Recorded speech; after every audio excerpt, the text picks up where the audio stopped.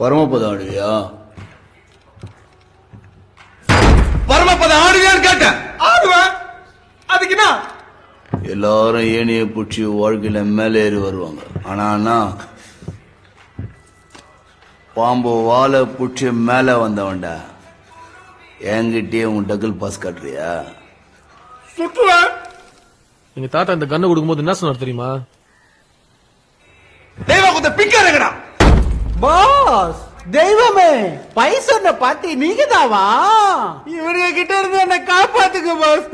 இவனுல கண்ண மேனிக்கு சுடுங்க பாஸ். நீதான் நரசிம்மனா? சருக்குங்கடா. இது வரைக்கும் இந்த கன் எங்க குடும்பத்துல எவனும் சுட்டது கூட கிடையாது. அதுக்கான தேவையே வரல. கடைசியா சொல்றேன், மரியாதை